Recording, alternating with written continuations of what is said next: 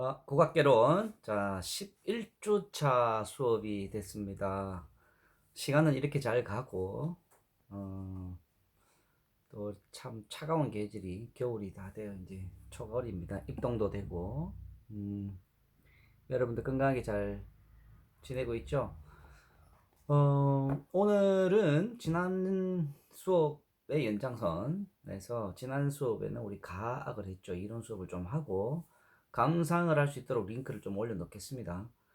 어차피 악곡에 들어가서는 우리가 대면 수업을 하더라도 이렇게 감상 수업을 좀 많이 하게 되어 있었어요.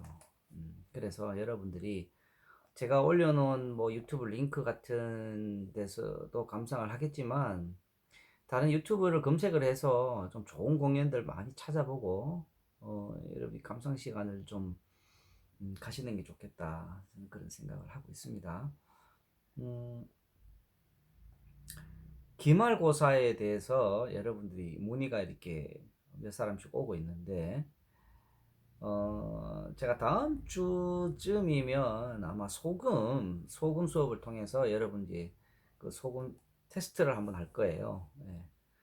1학기 때도 했는데 굉장히 재미는 여러분 힘들겠지만 보는 재미가 있습니다. 그래서 다음 주쯤에는 제가 이제 소금 과제를 낼 거예요. 그래서 동영상으로 여러분 촬영을 해서 저한테 메일로 보내주면 돼요. 아주 짧은 곡 한 곡을 선정을 해서 할 텐데 그거는 12월 첫째 주나 둘째 주 전까지 시한을 제가 알려드리도록 하겠습니다. 그리고 기말고사는 대면으로 해서 필기고사를 치르게 됩니다. 그래서 우리가 16주차에 아마 기말고사 기간의 우리 수업이 수요일 날 오후 4시부터 수업이죠. 그래서 강의실 원래 강의실 있잖아요. 거기서 우리가 대면으로 시험을 치르게 될 것 같습니다. 그래서 여러분들 좀 이론을 좀 공부를 좀 해서 하면 될 것 같으니까 아직 시간 좀 있잖아요. 그죠? 한 달 정도 남았으니까 교재 좀 읽어보고 그렇게 하면 여러분 시험 치는데 별 무리는 없을 것 같아요. 그리고 음, 제가 채점을 굉장히 엄격하게 하는 그 두 번, 세 번 채점을 하거든요. 음, 그래서 여러분들이 이론 그 필기고사가 굉장히 많은 비중을 차지하기 때문에 공부를 여러분 좀 하시면 좋겠어요. 그리고 어차피 학점이라는 게 정해진 그 프로테이지가 다 있습니다. 그래서 자꾸 이제 저도 뭐 A학점 주세요라고 이렇게 문자 오고 하는데 제가 답안지를 다 비교를 하고 두 번, 세 번 검토를 합니다.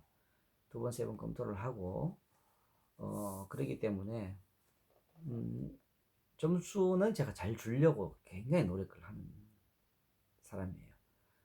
그래서 확인을 할 때 제가 점수를 좀 후하게 줬는데 내 점수가 낮다라고 생각하는 분은 원래의 제가 답안지 보여드리면서 또 시험 원래 점수를 회귀할 가능성이 굉장히 많습니다. 그러면 여러분이 점수가 좀 떨어지겠죠, 학점이. 어쨌든 간에 시험 일정은 그렇게 됩니다.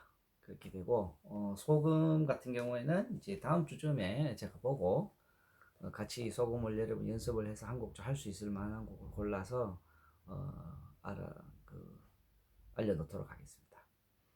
자, 오늘은 민속학을 좀 학습을 하고 여러분이 링크 걸어놓은 것들을 보고 감상을 좀 했으면 좋겠다 어, 라고 생각이 듭니다. 자, 우선 그러면 172쪽 한번 보도록 하겠습니다. 민속악이라고 되어 있죠. 민속악이라고 되어 있는데 요 안에 이 텍스트를 보면 민속악은 굉장히 많은 부분을 차지하고 있는데 몇 개의 텍스트를 안 붙여놨어요. 그냥 일판소리, 시나이와 산조, 잡가, 그리고 민요, 요 정도만 이렇게 해놨는데 민속악의 범주는 굉장히 넓어서 뭐 우리가 민속악이라고 하면 뭐 달중 같은 것도 있고요. 그다음에 뭐 농악도 들어가고 굉장히 많습니다. 앞부분에 우리가 정가라고 해서 정악의 사용 가 있죠. 그래서 이 가학은 반드시 정학 쪽에만 있는 게 아니잖아요. 노래하는 거기 때문에 민속가학이 있고 정가가 있어요. 정가에서는 지난번에 말했던 것처럼 가곡 가사 시조가 있고, 대표적으로 민속가학에는 뭐가 있느냐면 판소리, 민요, 잡가, 크게 이렇게 한 세 가지 정도가 있겠죠. 자, 그러면 오늘 민속가학, 요 민속악에 포함되어 있는 신화위와 산조는 아마 다음 시간에 좀 할 것 같고요. 오늘은 이제 판소리를 한번 해보겠습니다. 판소리, 노래가 있는 곡들만. 자, 교재를 보면 판소리는 한 사람이 창을 하면서 노래를 한다는, 창을 하면서 소리와 안일이 발림을 습격한다. 판소리를 구성하는 3대 요소가 뭐냐 하면 1번은 노래죠. 창을 하는 거죠. 판소리 창 노래. 이리 오너라 업고 놀자, 이렇게 멜로디가 있는 가락을 노래를 하는 것이고, 그 다음에 안일이라는 게 있어요. 안일이. 이 안일이가 뭐냐 하면 상황이나 어떤 시간의 시점이 흘렀다거나 이런 부분들을 설명을 해주는 거예요. 나레이션입니다. 해설과 설명을 이렇게 3자의 시점이라든지 관찰자의 시점에서 이야기를 하고요. 그 다음에 발림이라는 게 있습니다. 발림. 여러분 이제 감상을 해보면 이거는 연기라는 거죠. 열림, 발림을 잘해야 됩니다. 그래서 판소리를 하는 판소리 주자는 이 세 가지를 다 잘해야 됩니다. 잘 알아듣게, 또 그 멜로디를 정확하게 전달도 하고 상황 묘사도 설명을 잘해주고 거기에 적절한 액션이 연기, 연기도 해야 됩니다. 그래서 신봉사 눈을 뜬다든지 심청전에 보면 본인이 이제 신봉사가 돼서 눈을 이렇게 감고 있어야 되죠. 이렇게 감고 나는 이제 이렇게 봉사의 역을 하면서 눈을 끔찍끔찍끔찍 하면서 눈을 딱 뜨는 대목이 있습니다. 그런 것도 아주 실감나게 연기를 해요. 그래서 이 판소리는 1인 종합예술입니다. 1인 종합예술. 자, 교재를 보도록 하겠습니다. 다시 이어서. 판소리는 한 사람이 창을 하면서 소리와 안일이 발림을 섞어가며 긴 이야기를 연출하는 극음악의 하나로 한 사람의 고수라는 북을 치는 사람입니다. 북장단을 쳐서 반주한다. 소리는 일정한 장단에 맞추어 부르는 음정이 있는 가락을 의미하고, 안일이는 소리와 소리 사이에 설명 또는 대화식으로, 대화라는 건 이제 고수하고 같이 대화하는 형식을 띠면서 서로 이렇게 설명을 해주는 거죠. 어떤 장면이나 사실을 말로 이야기하는 것인데 장단의 반주 없이 자유롭게 하는 겁니다. 설명이고 또 해설이기 때문에. 발림이란 소리하면서 창을 노래를 하면서 몸짓으로 여러 가지 표정을 실감나도록 표현하는 것을 말한다. 북치는 반주자는 장단만 짚어주는 역할만 하는 것이 아니라 소리의 구절 끝에서 좋다, 좋지, 어이, 얼씨구 등을 말함으로써 다음 구절을 유발하여 흥을 돋구는 일을 하기 때문에 이것을 추임새라고 한다. 추임새. 북돋우어주는 것. 우리 일상에서도 우리는 추임새를 굉장히 많이 해야 될 것 같아요. 그죠? 요즘 같은 시기에. 너 많이 건강해진 것 같아요. 얼굴 피부가 굉장히 좋아졌어. 이거 다 추임새예요. 그런 말 들으면 기분 좋지 않아요? 더 멋있어졌어요. 오늘 헤어스타일이 너무 멋져요. 이런 거. 그 다음에 오늘 코디가 정말 너무 잘 맞게 되는데 가을에 어울려요. 스카프가 너무 예쁜 것 같네. 이런 여러 가지 칭찬하는 말. 북돋우어주는 말, 추임새예요. 굉장히 좋은 말이죠. 추임새. 예. 우리도 일상에서 이런 추임새를 많이 사용을 합시다. 예, 저도 여러분께 권하고 싶은데, 남을 시기하고 질투하고 끌어내리는 이 말보다는 이렇게 남의 사기를 북돋우어주는 것. 우리 요즘 같은 시기에 정말로 참 추임새 많이 해야 되지 않나, 이렇게 저는 생각을 합니다.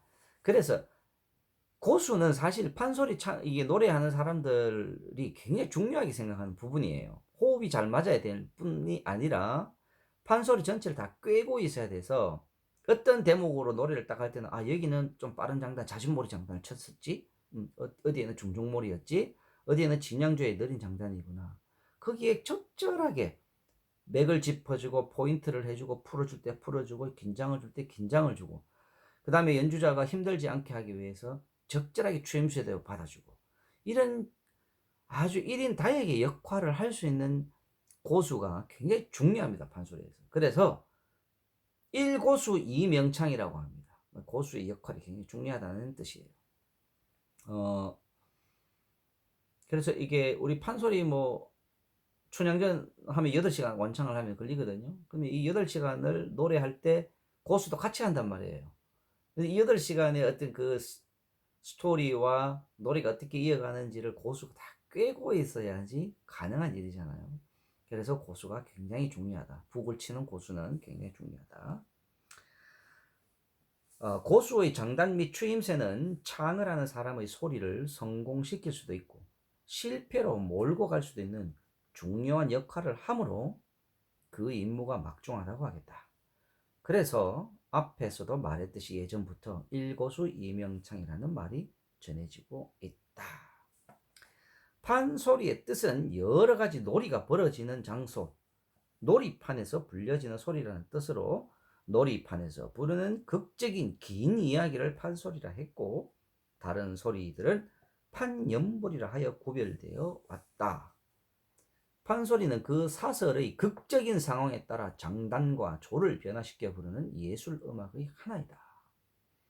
자, 춘향전에 보면 이게 무슨 말이냐 하면, 여러분 춘향가 아시죠? 그죠? 춘향전. 어사또가 막 출정을 막 와가지고 변사또의 그 폭정을 이제 제압하는 광경인데, 여기를 굉장히 느릿하게 부르면, 노래를 부르면 이상하겠죠. 그래서 굉장히 빠른 장단, 휘몰이, 잦은몰이 같은 장단으로 막 몰아쳐 가야 되고, 그 다음에 뭐 쑥대머리 하는 대목이 있습니다. 춘향이가 변사또가 너에게 이렇게 수청을 들으라 했더니 이제 절개를 지킨다고 해서 나는 그렇게 못하겠습니다 해서 옥에 갇혔어요. 그래서 진짜 머리가 막 쑥대머리가 된 거죠. 막 고문도 당하고 해서 큰 목에 이렇게 형태를 칼을 차고, 그래서 옥중에서, 감옥에서 이도령을 이제 뭐 그리면서 애절한 마음을 부르는데, 여기에서 굉장히 빠른 쿵따닥쿵따 쿵쿵따닥쿵따 이렇게 막 빠른 장단의 노래를 하기는 없잖아요. 그래서 그 상황과 장면에 따라 적절하게 장단, 리듬을 막 옮겨가면서 노래를 부른다는 거죠. 쑥대머리 같은 쑥대머리 이렇게 아주 진한 계면조풍으로 부릅니다. 이 계면조풍은 우리가 슬픔, 애절함을 굉장히 더 표현을 하는 조성이에요. 그래서 판소리가 뭐 수시간 동안, 뭐 심청가 같은 게 4시간 반, 4시간, 4시간 반이 걸리는데, 어쨌든 4시간, 8시간, 1시간, 2시간을 하더라도 똑같은 곡조와 똑같은 리듬으로 계속 연주가 되면 너무나 좀 힘들고 지겹겠잖아요. 그리고 장면이 이 스토리가 다 있기 때문에, 그래서 그 스토리에 맞추어서 적절한 장단을 사용해서 판소리를 이끌어가는 거죠. 원래 우리 판소리는 12마당이 있었습니다. 12마당. 여러분이 잘 아는 춘향전, 뭐 수궁과 이런 것처럼. 그런데 이게 점점 이제 불려지는 사람 적어지고 하니까, 이게 현재는 우리 5마당만 전해지고 있어요. 그 5마당의 교재를 잠깐 보면, 판소리는 원래 12마당이 있었으나 지금은 5마당만 전해질 뿐이다. 그 12마당을 소개하면 아래와 같다. 이렇게 되어 있습니다. 첫 번째는 장기 타령, 두 번째는 변강수의 타령, 세 번째는 활자 타령, 네 번째 베이비장전, 다섯 번째 심청가, 여섯 번째 흥부가, 일곱 수군가, 여덟 번째 춘향가, 아홉 번째 적벽과, 그 다음에 열 번째 강릉매화전, 11번째 가짜신선 타령, 12번째 옹고집전, 이렇게 해서 판소리가 12개의 그 텍스트가 있었는데, 점점 이제 불려지지 않다 보니까 5마당만 전해진 거예요. 거기 이제 삼각형으로 새까맣게 해놓은 게 있어요. 판소리 5마당, 심청가, 흥부가, 수궁가, 춘향가, 적벽가. 이 5마당 정도는 여러분이 이런 곡을 판소리에서는 하고 있다. 정말 대단한 작품입니다. 이 판소리는 장르가 혼자서 이 그 책을 다 외워야 되고 멜로디까지 다 외워야 되잖아요. 리듬도 어떤 장단이 쓰고 어떻게 리듬이 된다는 거 다 암기를 해야 돼서. 그리고 성악가들도 있겠지만 소리를 2시간 혼자서 뭐 연기까지 하면서 2시간 이상 4시간 8시간 이렇게 완창을 하려면 이 목이 얼마나 버티겠습니까? 그래서 판소리는 득음이라는 과정을 겪어야 됩니다. 우리 판소리 성대는 제가 알기로는 목에 이 스크래치가 나서 이게 이제 굳은살이 성대에 굳은살이 베여서 득음하는 경지가 오면 어떠한 일이 있더라도 내 소리를 잃어버리지 않는 거죠. 소리를 얻었으니까 절대 잃어버리지 않는 거. 그래서 예전에는 뭐 이게 효과가 있는지 모르겠습니다만 폭포 아래에서 정말 산에서 공부를 수없이 하고 10년, 20년씩 하고 그리고도 이제 득음이 안 돼서 포기한 사람도 있었고 사실 뭐 인분 그 물까지도 이렇게 좀 지저분하 더럽지만 이렇게 마셔가면서 뭐 때문에 마시는지 잘 모르겠습니다만 뭐 그런 얘기 그 썰도 있고요. 그래서 이 득음을 하는 과정이 굉장히 힘든 거죠. 요즘 이제 젊은 판소리꾼들도 이 너무 힘드니까 길게 가질 않아요. 그리고 요즘 뭐 여러분 알죠? 뭐 범 내려온다 이날치 같은 이런 사람들이 어, 굉장히 현대적으로 뭔가 그 많은 8시간인 이 중에서 수군가의 한 장면이거든요. 그걸 똑 떼서 이렇게 아이디어가 있게 이렇게 반짝 이렇게 하는 건 괜찮은데 그 기본의 어떤 기본기를 자꾸만 잃어버리는 느낌이 있다. 저는 그렇게 생각을 하거든요. 그래서 길게 하지를 못해요. 우리 전통 문화가 좀 개성이 되고 이제 우리가 뭐좀 그 먹고 사는 문제가 예술인들이 딱 이렇게 국가에서 보장해 주면 이런 부분이 판소리 같은 경우에는 굉장히 힘든 거기 때문에 좀 지원을 좀 많이 해주면 좋겠다. 저는 그렇게 생각을 합니다.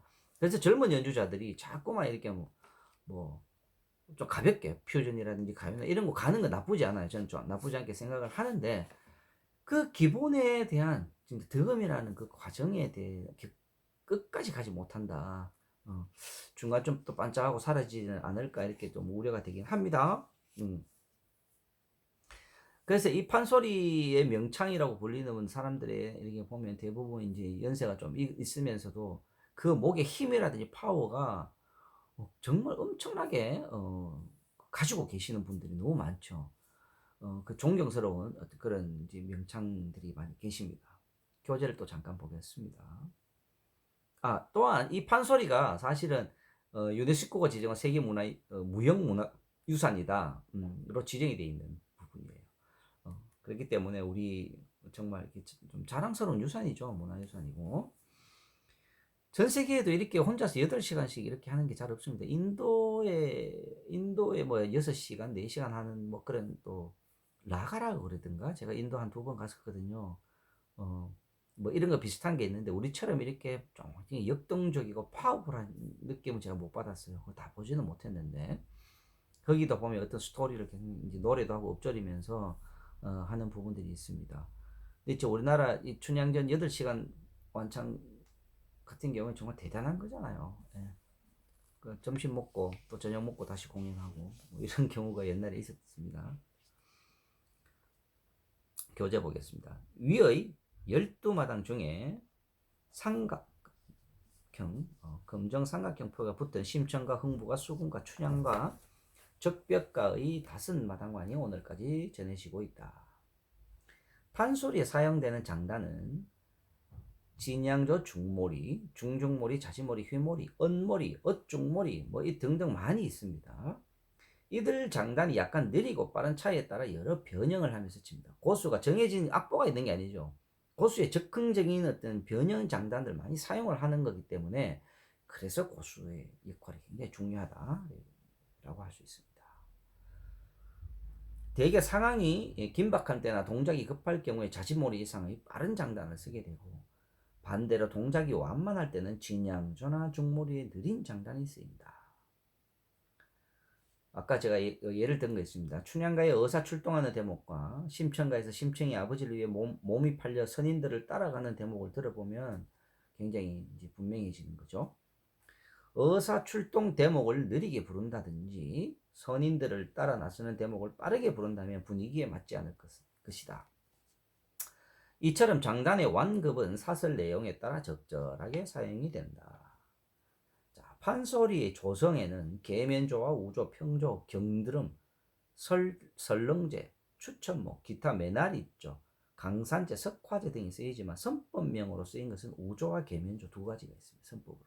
그냥 분위기예요. 아, 이런 스타일이다. 뭐 설렁설렁 노래를 설렁제라는 것도 우리 뭐 설렁설렁 가볍게 설렁 부른다. 뭐 이런 것처럼 뭐 메나리 쪽 때문에 뭐 경상도 메나리 쪽 스타일의 뭐 민요풍의 노래 뭐 이런 거지. 어떤 스타일에 대한 얘기지 이게 조성 선법에 대한 이야기는 아니에요. 선법은 우조와 계면조 이렇게 두 가지로 크게 구분이 됩니다.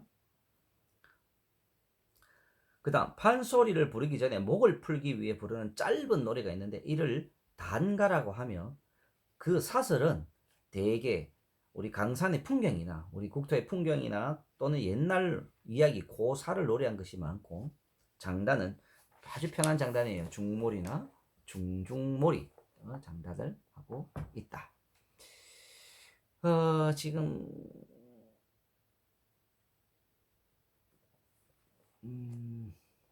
자 잡가까지 하고 잠깐 또 하도록 하겠습니다. 단가는 사실 여러분이 좀 배웠으면 좋겠어요. 하나 정도.